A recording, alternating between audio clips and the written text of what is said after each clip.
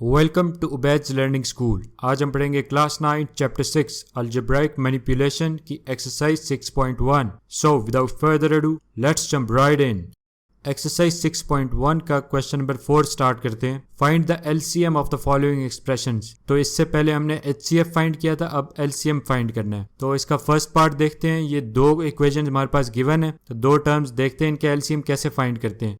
तो ये दो टर्म्स हमारे पास, पहले लेफ्ट वाली टर्म को सिंप्लीफाई करेंगे और फिर राइट वाली टर्म को सिंप्लीफाई करेंगे। एलसीएम के लिए एक बात आपको याद रखनी चाहिए कि एचसीएफ में सिर्फ कॉमन नंबर्स हम लिखते थे, तो एलसीएम में हम कॉमन नंबर्स भी लिखते हैं और अनकॉमन नंबर्स भी लिखते हैं। जो नंबर्स यानी कि कॉमन नहीं है उनको भी लिखते हैं, तो ये फर्क है इनमें। एचसीएफ चूंकि हाईएस्ट कॉमन फैक्टर है इसलिए उसके अंदर सिर्फ कॉमन लिखते हैं। एलसीएम लीस्ट कॉमन मल्टीपल है, तो यानी कि इसके अंदर कॉमन नंबर भी आता है और जो अनकॉमन नंबर वो भी आता है। पहले लेफ्ट वाली इक्वेशन लिख लेते हैं, 39x7 y³ z।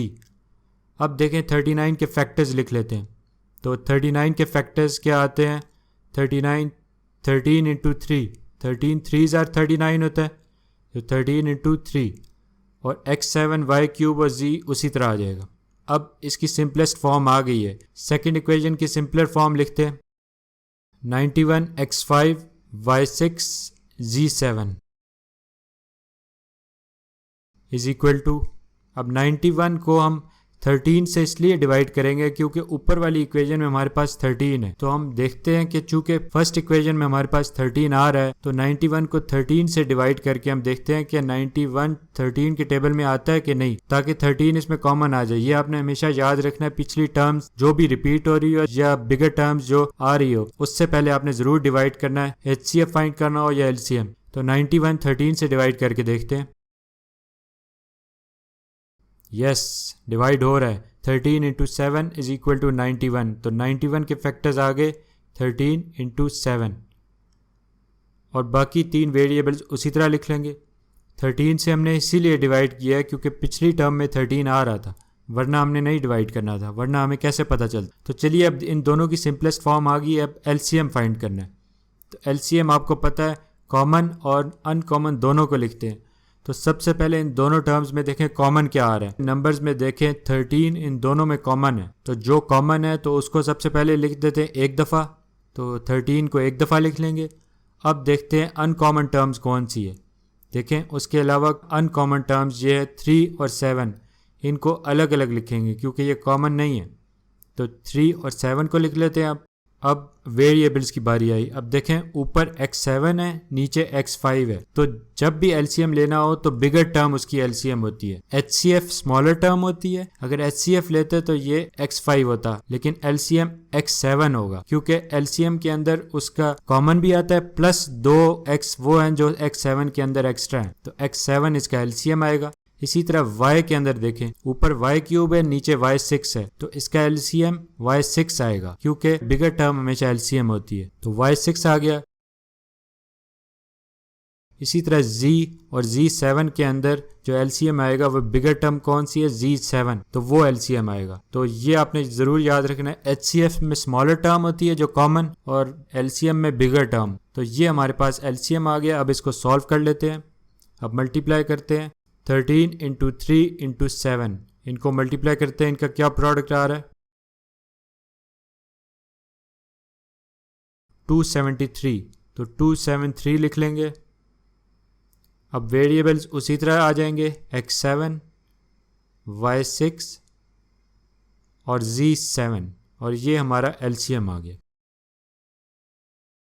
Question number 4 का सेकंड पार्ट देखते हैं। यहाँ पर 3 टर्म्स गिवन है, इन तीनों को सिंपलेस्ट फॉर्म में लिखकर उसके बाद तीनों का कॉमन और अनकॉमन टर्म्स लिखेंगे तो वो हमारा एलसीएम होगा।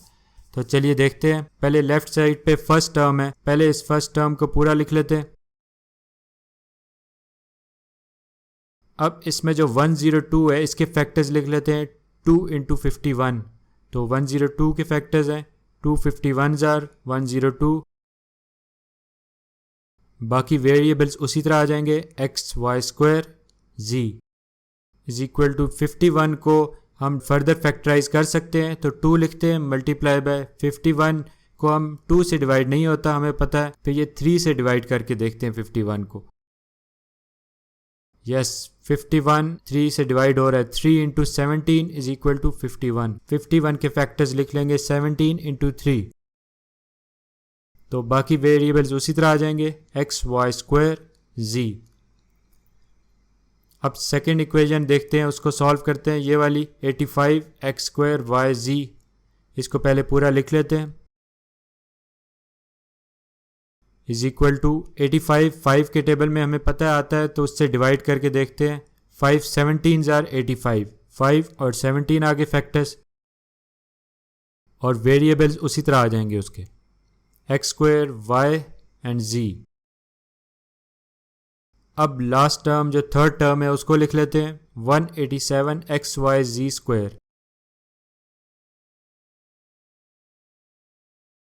ऊपर वाली दो टर्म्स में हमारे पास 17 दो दफ़ा आ रहा है, तो हम इसीलिए इस 187 को 17 से डिवाइड करके देखते हैं क्या उसके टेबल में आता है।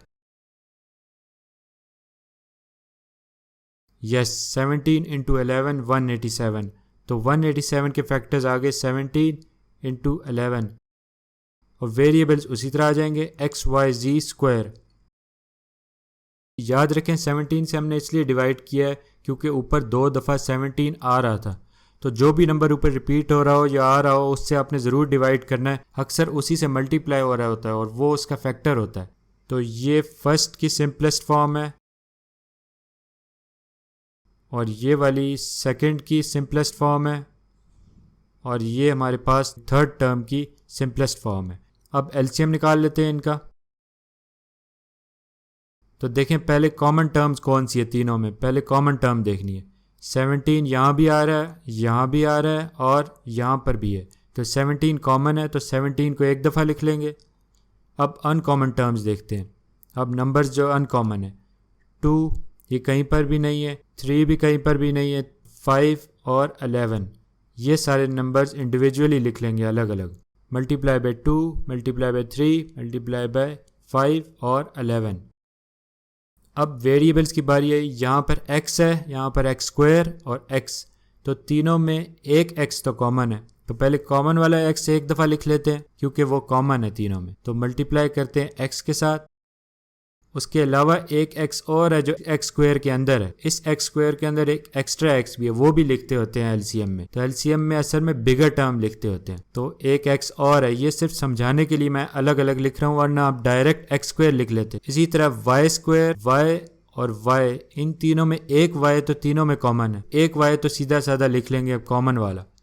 उसके अलावा एक y एक्स्ट्रा है जो इस y स्क्वायर के अंदर है, तो वो एक्स्ट्रा वाला y भी आएगा एलसीएम में। दूसरे तरीके से आप डायरेक्ट लिख सकते हैं कि डायरेक्ट y स्क्वायर लिख लें, वो भी ठीक है, ये सिर्फ समझाने के लिए। बिगर टर्म जो बिगर पावर वाली होती है वो उसका एलसीएम होता है, z और z स्क्वायर, इनमें बिगर पावर वाली टर्म z स्क्वायर है इसलिए वो आएगा, लेकिन समझाने के लिए तीनों में पहले एक z कॉमन है तो वो लिख लिया, उसके अलावा एक z एक्स्ट्रा z स्क्वायर में है तो वो भी लिखेंगे।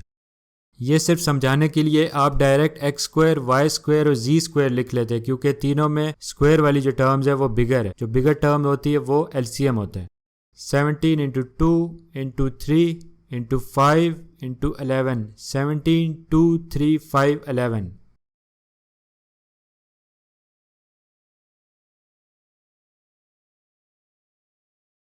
फाइव 6 1 0 ये हमारा प्रोडक्ट आ रहा है इनको मल्टीप्लाई करके, तो लिख लेते हैं। और क्या है हमारे पास, x into x x square, इसको आप डायरेक्ट लिख सकते थे। इसी तरह y into y y square और z into z z square, इन सब को आप डायरेक्ट लिख सकते हैं। ये हमारा एलसीएम है और यही हमारा आंसर है।